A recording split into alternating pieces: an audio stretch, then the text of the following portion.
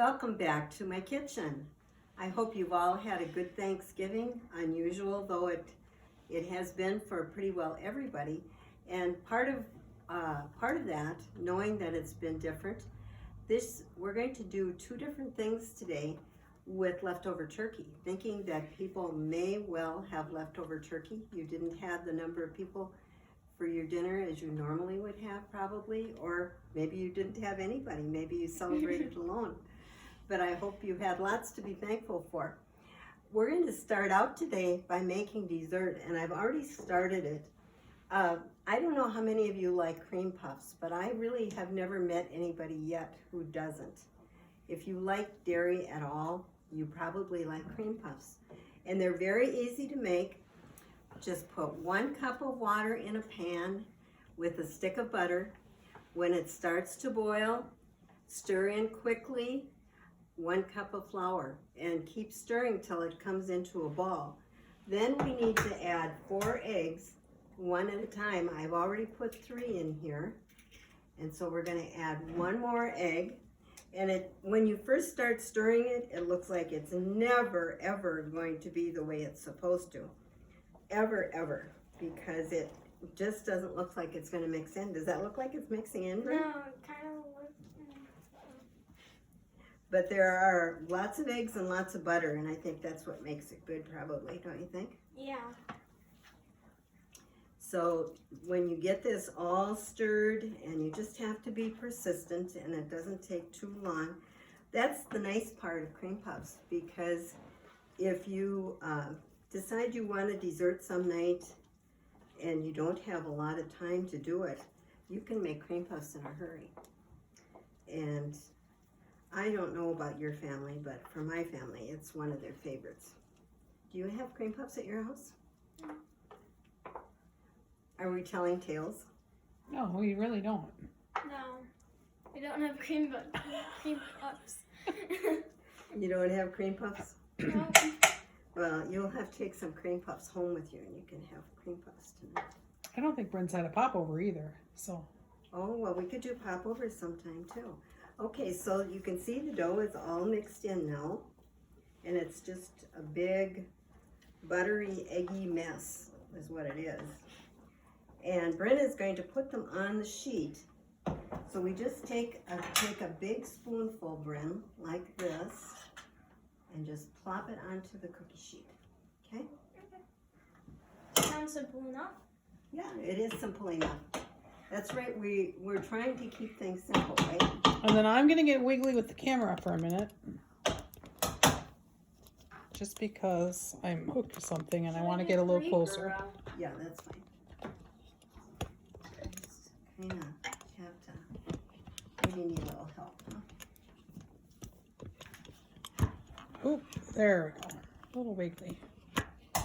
This is like almost like live TV, except it's not. It is very much like live, whatever. There we go. Now we can see Okay, really we well. need to be careful so we don't spread. I'll show you how I did it, okay? It's kind of hard to. Yeah, it's sticky. It's very sticky. So just take it and just go like this. So it comes off your spoon. And I have the oven heating. The oven is on 425. And we bake them for 15 minutes at 425. And then we turn the oven down. And they can bake for another 20, 30 minutes at 350. Because the trick with cream puffs is you want them to be dry. You don't want them to be soggy. So there we go. Today we're going to talk about 2 ways to use up that leftover Thanksgiving turkey. I don't know about the rest of you, but turkey is not my favorite meat, and so I don't love having leftovers, but I do like being able to use them.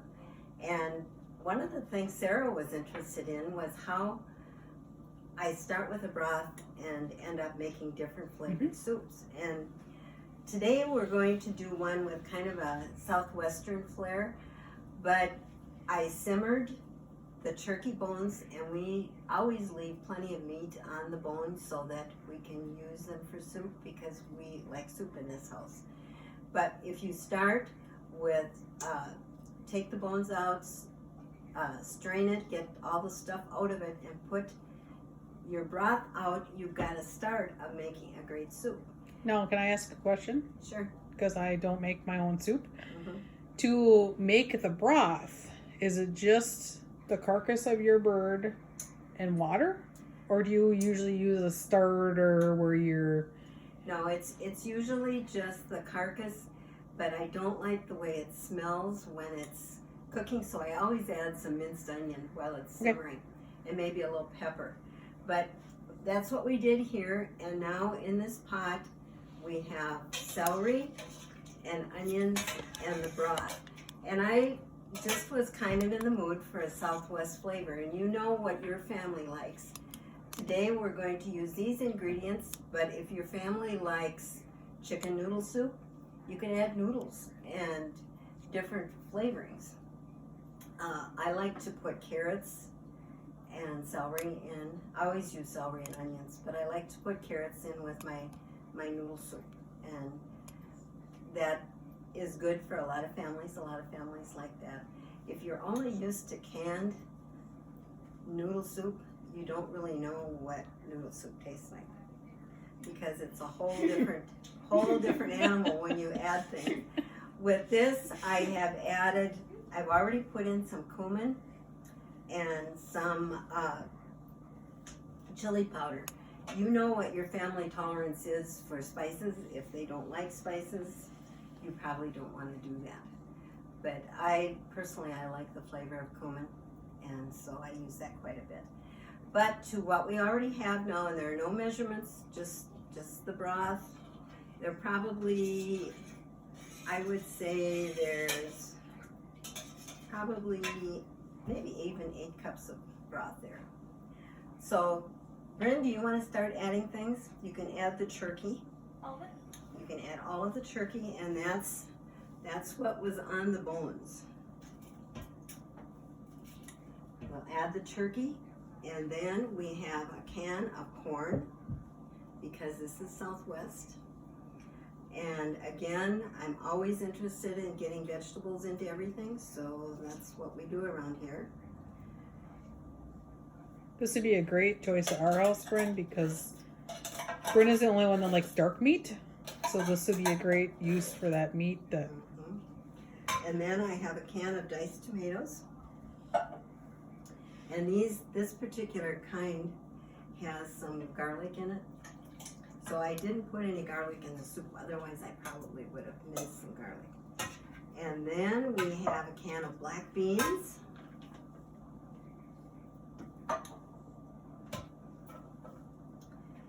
And we have something that is starting to look an awful lot like soup, if you can see. Let's see, let me keep...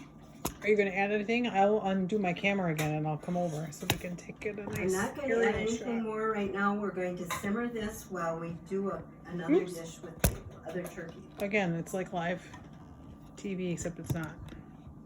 You could see the camera. It's like America's Funniest Home Videos. Okay, So there. this is what this soup looks like at this Oh, point. yeah. Kind of got a Southwest look. Mhm. And so we're going to put that on the stove, and then when we're right back, we're going to make a casserole. All right. We're back. Our soup is on the stove simmering. Yep. It smells pretty good, doesn't it? Yeah. And now we're going to make a casserole that happens to be one of my favorites at this point. And it's pretty easy. We're going to take 1 can of crescent roll dough. We can get it out of here. I got it. All right. And Bryn is going to seal it up. Where do you? Just open it. Yeah, open it. So you'll learn I ask all like the persnickety questions. Is it just regular old crescent rolls, or is it like the special buttery crescent rolls, or it doesn't matter? Just the plain old. Okay. Thank you. I got it now. Have you got it? So when we get this, while she's sealing those up, I'll show you what the filling is going to be.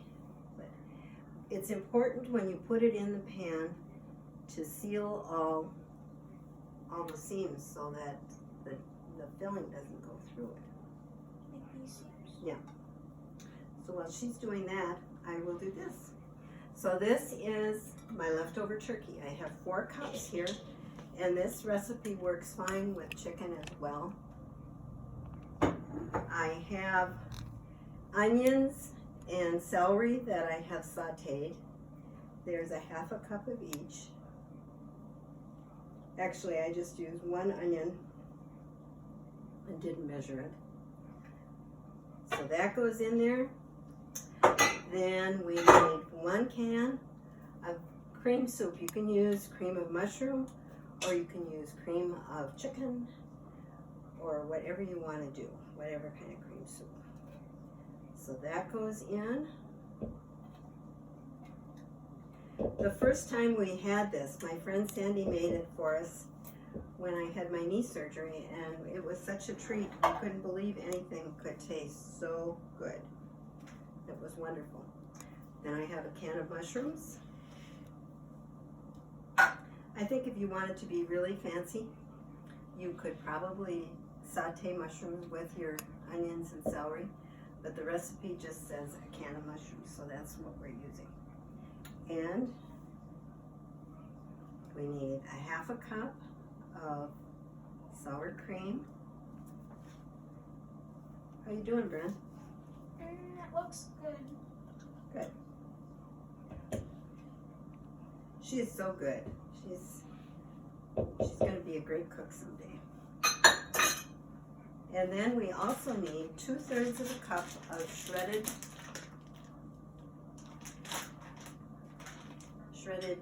Swiss cheese. How is this looking? That looks great.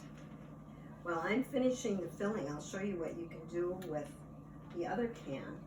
If you want to put it on the cutting mat and seal the edges on that as well, that would be great.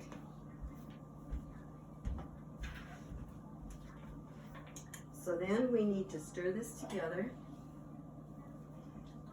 And it already looks pretty good, actually, I think. There's something about Swiss cheese and sour cream. I think I maybe should work for the dairy board. I like all the butter and the sour cream and the cheese. So when Bryn gets that spread out, and while she's finishing that, I will take this and just put it on top of that bottom layer of dough. I can smell the sour cream. Can you? Yeah. This is really an easy and very tasty dish, and it's one of those that people think you really worked hard on, which is what we like, right? We want people to think they're special in that way. And it's a little fancier with, here you go. How's it going? Okay. Can help you on this end.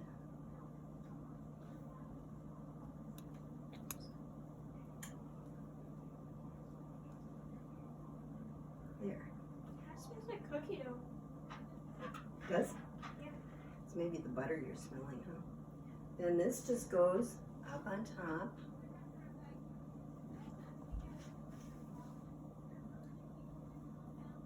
It isn't as important that the seams are all sealed on the top one, because it's not going to go through the bottom. Then I have, in here I have 3 tablespoons of butter and about the same amount of Parmesan cheese that's going to go on top of it. And it's going to make it taste good, but it also will make it brown and pretty.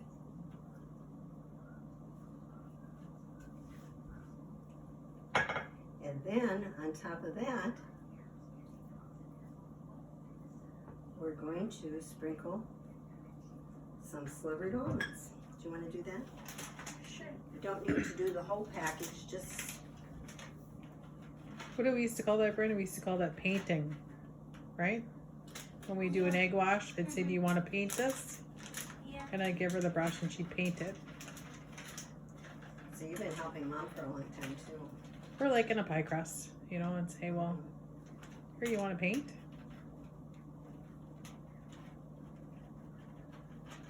Then there you go, I think that's about good. Then this goes in a 350 degree oven for 25 minutes and dinner's ready. Now the soup has simmered, the flavors have blended, and we're going to serve it. And to serve this soup, what I like to do, I like to, I'm not going to fill the bowl because it's, what I like to do with it is I like to give it a little bit of cheese. I have cheddar here. Spread a little cheddar on it. A dollop of sour cream, because we don't want it to be too healthy with all those good vegetables in it. And then I have tortilla strips, and if you don't have tortilla strips, you could scrunch up some Doritos or whatever you have. And there we have our bowl of leftover soup. And also a nice side with it is a corn muffin, if you like corn muffins. And I personally, I just buy a little packet at the store, the mix, and make them that way, and everybody likes them, and there we go. So that's dinner tonight. One. We have tasted our soup and we liked it, and now our casserole is out of the oven, and we're serving it with a spinach salad with some mandarin oranges and some cranberries. And I was thinking, if you happen to have leftover cranberries from Thanksgiving, they would be very good with this dish as well. So this is what the casserole looks like, if I can get it out of the, there you go. I'm gonna take a piece. For dessert, we're going to have our cream puffs, and our meal is ready. So hope you enjoy it too. The cream puffs are out of the oven and cooled, and now we're going to fill them with whipping cream. And the whipping cream is just, I'd probably put a half a cup of powdered sugar in and a teaspoon of vanilla, and they're all set to go.